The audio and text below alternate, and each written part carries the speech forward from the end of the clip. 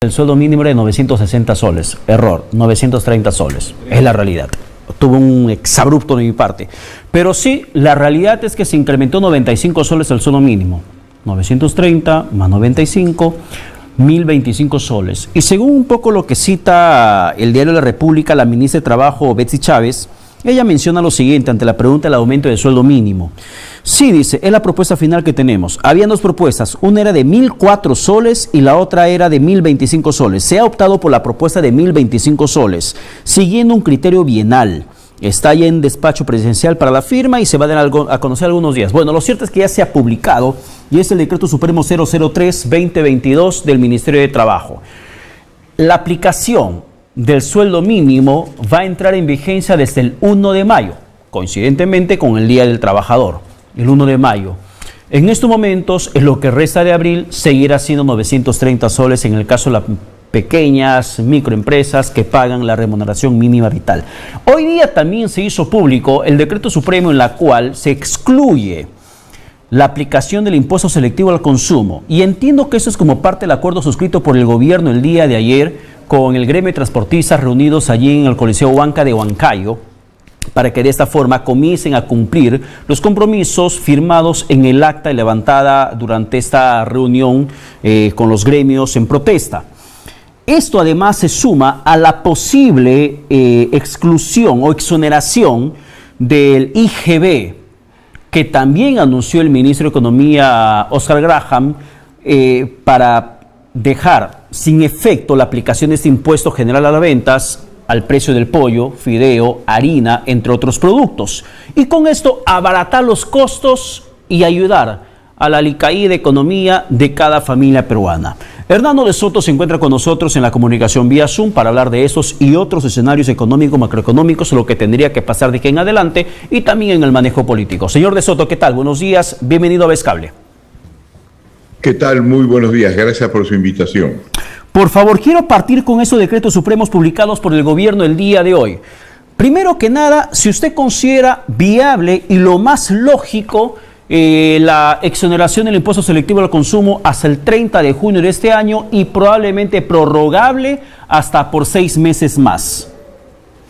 Bueno, son medidas de emergencia con un gobierno que todavía no logra instalar equipos técnicos adecuados y ha hecho en ese sentido lo que es posible en las medidas de las circunstancias. Como nosotros sabemos, muchos problemas estos son el resultado de no haber podido formar gobiernos con gente adecuada, cosa que nosotros propusimos al presidente, ayudarlo en la selección de técnicos que pudieran ya prever situaciones como estas. Dicho sea paso, muchas de ellas habían sido previstas.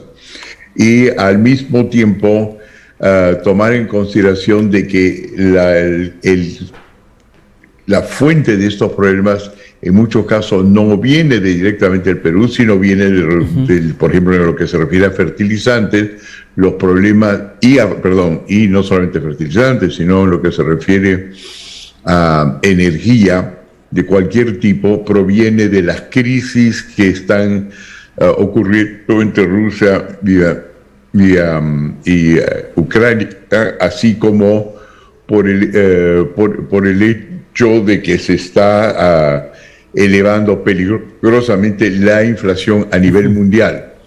Pero por el momento yo la verdad es que no veo nada. Lo que hay que asegurarse es que entre a la gente que es capaz con prevenir aquellos que son posibles prever y que de todas maneras nos van a agarrar como una ola en los próximos 2-3 meses. Entonces, señor de Soto, el tema de exonerar temporalmente el impuesto selectivo al consumo no representa mayor impacto para abaratar los costos de los combustibles.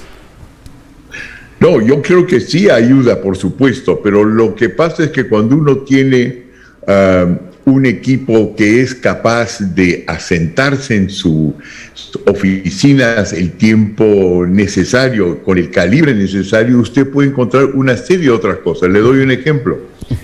La gran huelga anterior que se presentó, por el cual mi organización recibió el Premio de la Paz, descubrimos, porque había gente trabajándolo, de que los problemas de las fallencias de los precios o la alza de los combustibles se podía resolver no tocando los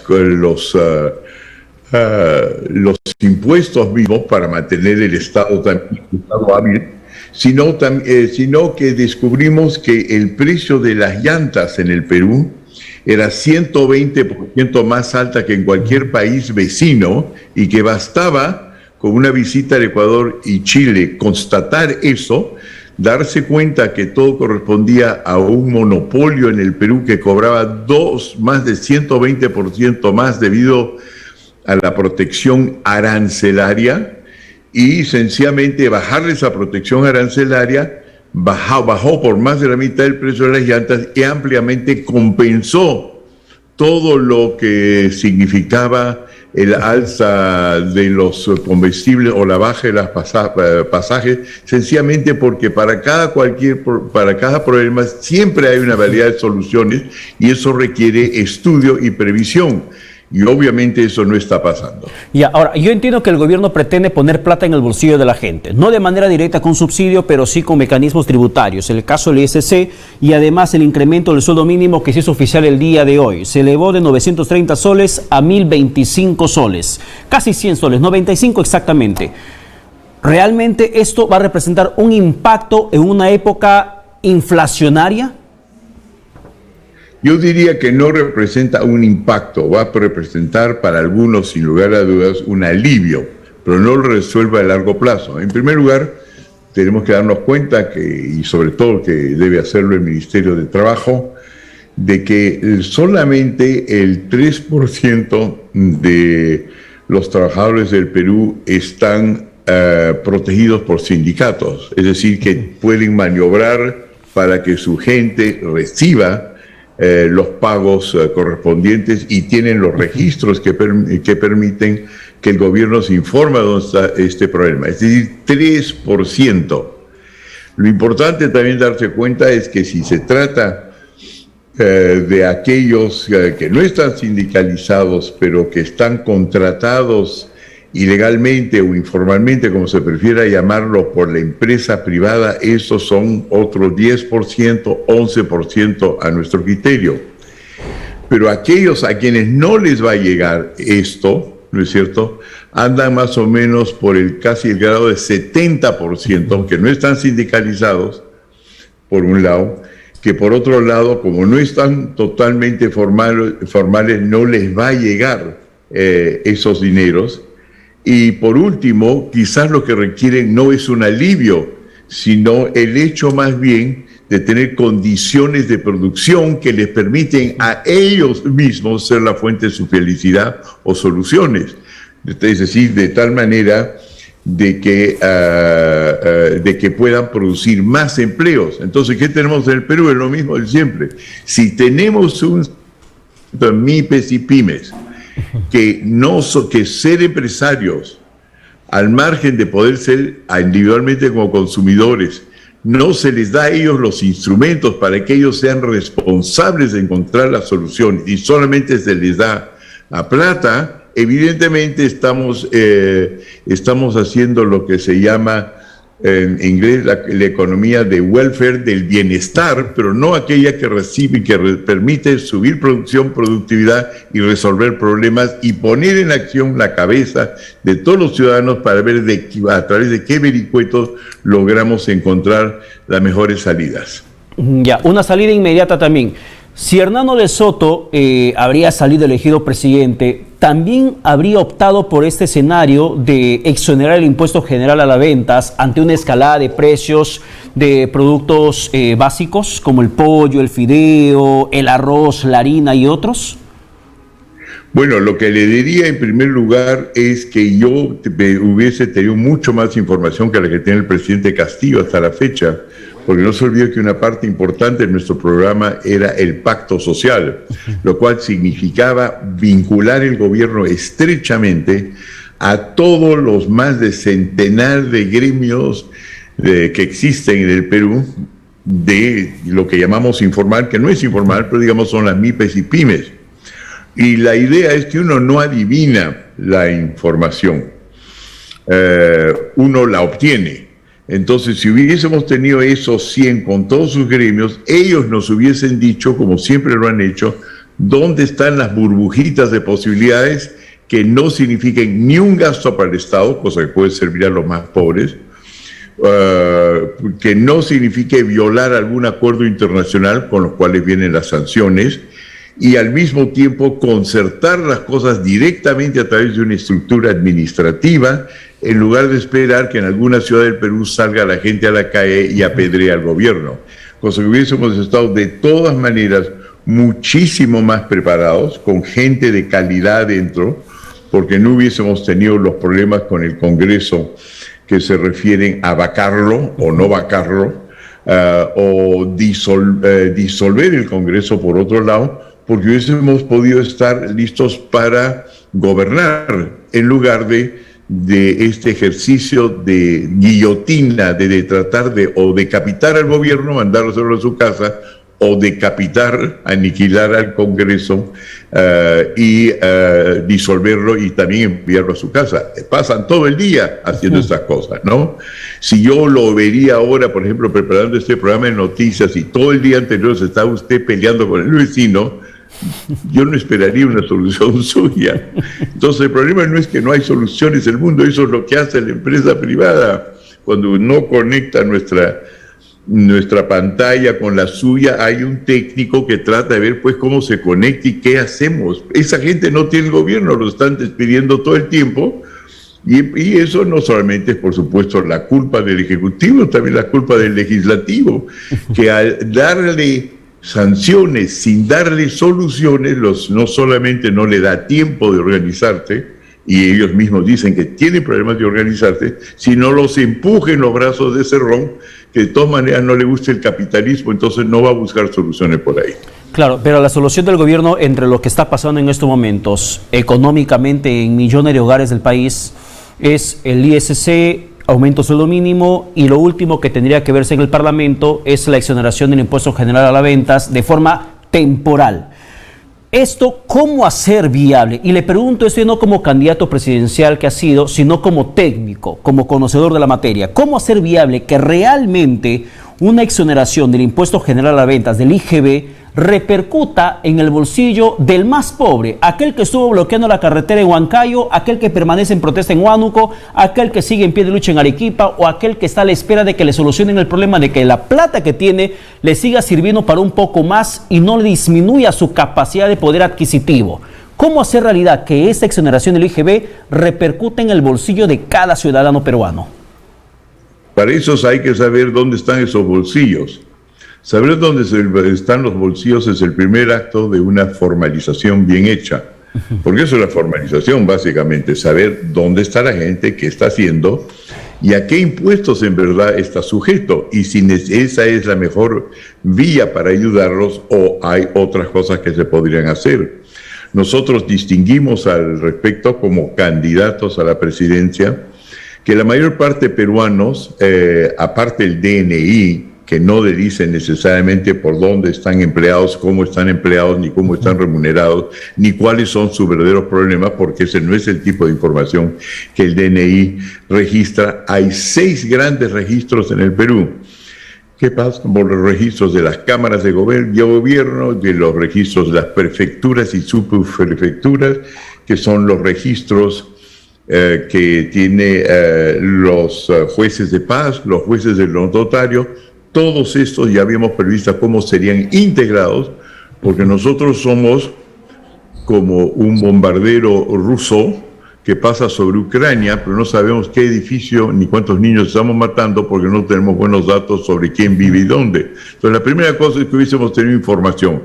Al tener información, buenos o malos, lo hubiésemos hecho muchísimo mejor, porque podríamos prever entonces las consecuencias de lo que se hacía, y entre todos los instrumentos que tiene el gobierno poder realizarlo mejor y tener, por supuesto, buena gente en el Estado con algún futuro o horizonte al cual mirar, cosa que la mejor gente vendría a trabajar con nosotros y no solamente aquellos que quieren improvisar, a veces deshonestamente, un pequeño corto plazo por el gobierno y por algún presupuesto estatal. Ya, pero señor De Soto, a ver, un poco retomando lo que usted nos dice, entiendo que esa idea de cómo gobernar el país, de hecho que la tuvo preparándose para un escenario sin conocer lo que podría ser el escenario bélico Rusia-Ucrania. Y en este momento lo que pasa a nivel global con el tema inflacionario es producto también de manera colateral o directa de esa guerra entre ambos países en Europa. ¿Es justo responsabilizar al gobierno del presidente Pedro Castillo de esta etapa de inflación, de escalada de precios que se salió de control en muchos países? ¿Es justo cuestionar políticamente la inacción a alguien que no tiene responsabilidad por lo que viene pasando entre Rusia y Ucrania? No, yo creo que eso puede ser injusto, porque efectivamente el gobierno peruano, así como varios otros gobiernos, son ahora víctimas de las medidas de emergencia que toman dos países en guerra y todo Occidente que ha decidido cercar a Rusia. Nosotros, como usted sabe, el 80% de los fertilizantes que se utilizan en el Perú provienen de Rusia. Entonces, eso no se lo puede culpar al presidente. La diferencia, entre este gobierno y uno que sería el mío, es que yo he sido durante 3 años el íntimo asesor del presidente Putin en Rusia, con mis colegas. Porque si yo hubiese tomado un avión y hubiese tratado de encontrar una manera que a nosotros no nos caiga. Porque, entre otras cosas, unas características de mi partido, estamos llenas de gente con excelentes conexiones afuera y hubiésemos encontrado estas soluciones viajando a los lugares pertinentes, y creo que francamente eso es el tipo de equipos que no tiene Perú Libre. Lamentablemente es cierto. ¿Y se hace insostenible la permanencia del presidente Pedro Castillo? Yo creo que cada vez está más difícil la posición del presidente. Y está difícil, como le digo, porque pasa una buena parte de su tiempo asegurándose que si por un lado no lo pasa por la guillotina, es decir, lo vaca, lo deja sin empleo, lo deja a la merced de la justicia peruana, que no siempre es la mejor del mundo, con los fiscales peruanos, que no son necesariamente los más rápidos del mundo, con las cárceles peruanas, que no son solamente ni las más seguras ni limpias del mundo, por un lado, y por otro lado el señor Cerrón, que por supuesto necesita sus votos, y entonces cada vez que, según lo que yo he podido ver, el señor Castillo quizás pareciera que está por tomar otro camino, en el fondo no tiene otro camino. Lo están obligados a quedarse en el mismo enclaustro que lo generó. Por lo tanto, hay dos cosas que tienen que hacerse al respecto. Por un lugar, en el caso, que es lo que yo he tratado de hacer, de convencerlo al señor Castillo de separarse de los elementos más radicales y de asegurarnos que él no es uno de ellos, porque eso tampoco está claro. Ha dicho cosas que son buenas, que son esperanzadoras, pero no las ha firmado. Se ha comprometido, que ya es importante, pero no, como por ejemplo con relación a la constituyente, cosa que sí alenta la inversión, pero no lo ha dejado por escrito con una serie de affidavits y garantías que yo le he dejado todavía. Entonces, su posición es más insegura, y por otro lado me encantaría ver a la derecha, los que más quieren vacarlo y son valientes, salen a la calle, marchan, pero no le dan alternativa, no hay plan, si se quiere, para saber qué se va a hacer esta vez, que no va a resultar en la elección que hemos tenido con el señor Pedro Castillo. No hay que olvidarse de que el señor Pedro Castillo no es la primera muestra de un estado caótico, es la quinta.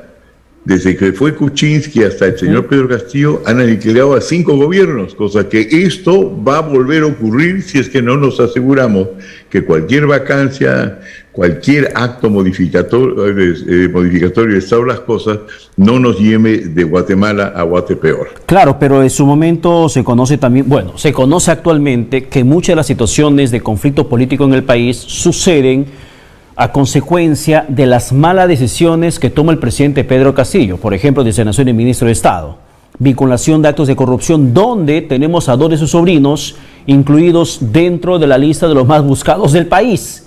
Tenemos a su ex brazo derecho, el ex secretario general de Palacio de Gobierno, Bruno Pacheco, prófugo de la justicia, juntamente con sus sobrinos. dinámicos del centro, tiranos del centro. Esas situaciones empujaron al presidente a este clima insostenible de enfrentamiento político en el Perú. Y el presidente dijo, acá voy con la pregunta, el presidente dijo, para que pueda evitar ser vacado, que va a corregir errores de manera inmediata. Han pasado ya 2 semanas desde que hizo ese anuncio en el Congreso de la República, que va a corregir los errores. ¿Cuántos errores cree usted, señor de Soto, que el jefe de Estado ha corregido para poder generar un mejor mensaje de gobernabilidad ante los peruanos? Muy poco. Ha dicho varias cosas, porque como usted sabe, cuando yo conversé con él y le puse una lista de cosas, ya que él me los pidió, y anuncié esto a la prensa desde el patio de Palacio, una de las tantas propuestas era, bueno, usted viene de un medio más perdido en el sentido de la gobernabilidad macroeconómica, que es chota, no es el campo de un sindicalista. Estamos de acuerdo, él mismo dice con humildad, yo tengo que aprender muchas cosas. Nosotros decimos, mientras tanto, ¿por qué no formamos un equipo hecho no solamente peruanos, sino de algunos extranjeros para que usted tenga confianza, en los cuales podría usted tener confianza, porque son también de izquierdos, que le ayude en el reclutamiento y selección del personal adecuado? Usted sabe pues que no hay casi gran empresa en el mundo que tenga exitosa, que no tiene asesoría sobre cómo aquilatar y ver que la gente sea la que uno quiere y cómo comprometerla de acuerdo a eso. Dijo que lo iba a hacer, lo juró, lo puso por escrito, pero no lo publicó. En otras palabras, por eso es que yo mencionaba anteriormente que el problema era cómo acabamos lo antes posible una gesta no de vacancias y disoluciones, porque son elementos indispensables de cualquier democracia. Hay que someter a los políticos, incluyendo a nosotros, a presión. Lo que no es